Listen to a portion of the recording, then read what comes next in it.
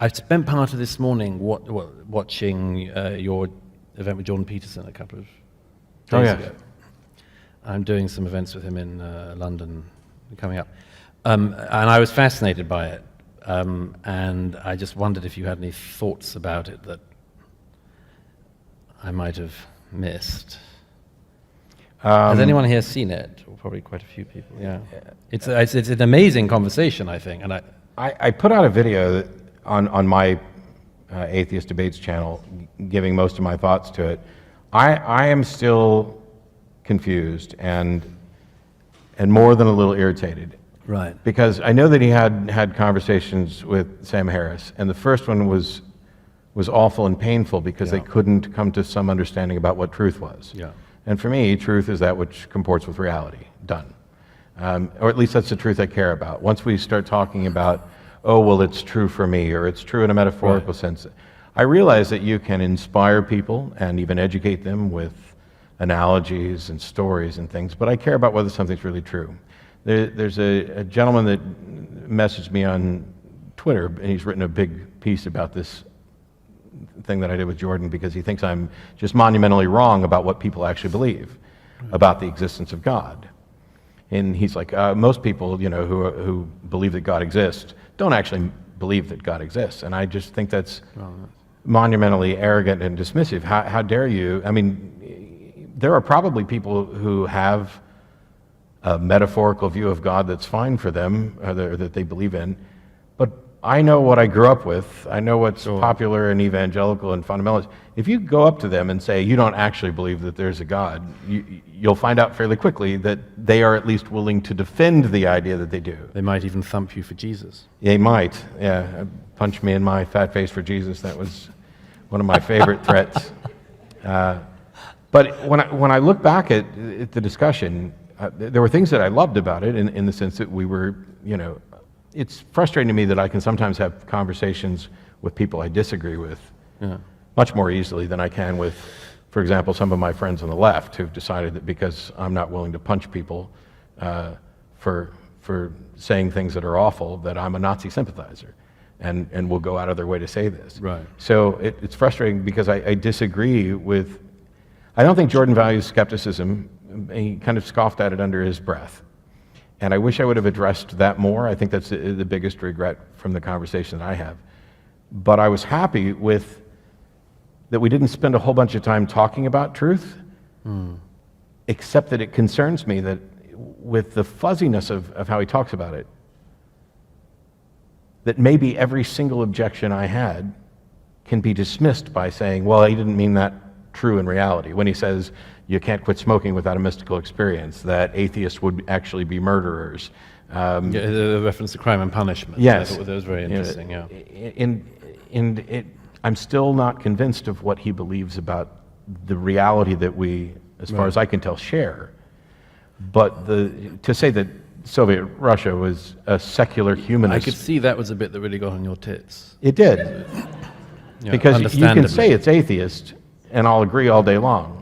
And it was all, you could also say that it was, you could try to make an argument that it was because of atheism, but you can't really get anywhere from atheism to, therefore, we should kill people and have this particular stuff. You might as well start with his mustache and say, mustachioed dictators are awful. Yeah, I thought it was fascinating, and it was really interesting, the points at which you really were clearly at loggerheads. One was that issue.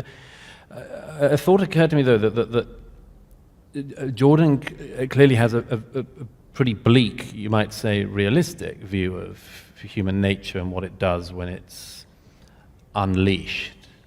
And I share some of that. But it's possible that was one of the things that was playing out underneath that claim of his, which is... You sometimes see this, by the way, among very conservative people, that they come to quite rigid feelings about things because they actually themselves intuit where they might go unleashed. And that seemed to me to be sort of abundantly there in what he was saying. And I find his attitude towards religion fascinating. He reminds me of the philosopher Roger Scruton a bit, because Scruton, I think he's written a lot about religion, but I think that if you really dug down and you said to him, for instance, do you believe in the physical resurrection? He would want to not answer that question. And that's what I Jordan think does. that's where Jordan is as well. And I'm not putting any views onto him that I think are dishonest, but I think that he has a real fear of saying something which he thinks would cause damage in a way if he did it. Well, that's the one question that I asked him that I had prepared ahead of time based on what I knew, and that was, what is it that you fear we will lose if people give up a belief in a God? And he started with, well, we'll lose the narrative, the metaphorical substrate of the narrative, blah, blah, blah. But that doesn't tell me anything, because it doesn't tell me what of the narrative is of value that we're losing. Right. And then when I pressed on that, he just said art, as if there's not... Well, the problem is that I could say there's tons of art from atheists, except that he also doesn't seem to think there are any atheists. Right. He thinks everyone is religious and that people are just professing atheism, but they've made... None of this meshes with... Certainly it reminds me when I'm in debates with Christian apologists and they say, oh, you're not really an atheist, you actually are just publicly denying that you exist, you believe in a God. Or you actually know that a God exists. And that comes from, I did a debate with Cy ten Bruggencate, who's a presuppositionalist, and that's his big thing. We all know that God exists, including you. You're just lying or whatever. And he's mocked for it. And yet in reality, Jordan did exactly the same thing, essentially saying, you atheists are professing atheists, that a real atheist would be a cold-blooded killer who would rationalize and justify this way. You can't have a moral foundation that is secular. And he tried to use AI. Anyway, I don't want to go through the whole evening, but it was essentially the same thing I get from unschooled, uneducated apologists on behalf of a much more strict view of religion. And that's why earlier, you may be right about what he's afraid of, and I tried to get to what he's afraid of. But when you were talking about suggesting that we may have lost something and encouraging people to go back to church for that, I didn't know how similar those things were. I think there's a difference. I'm slightly towards his direction. Some of that. I don't want to belabor this, but just one example. A little while ago, after a talk, a young man, a student, came over to ask a question afterwards, and he said, this was a real warning flash. You'll know this. He said, "I don't understand why you don't talk about IQ differentials." Because you're Douglas Murray and not Charles Murray? Yes, exactly. And there's no relation. But he said, I don't understand why you don't talk about IQ differentials. An interesting subject that it might be. It's not a specialism of mine, and so on. But it's also something more than that. And you often find this in conversations with people. You unearth something you thought or were worried about, which you just hadn't found the right way of addressing. And I was sort of trying to dodge this young guy, because to me it's a little bit like somebody coming over to me and saying, why don't you ever talk about the Jews? You sort of moving swiftly on,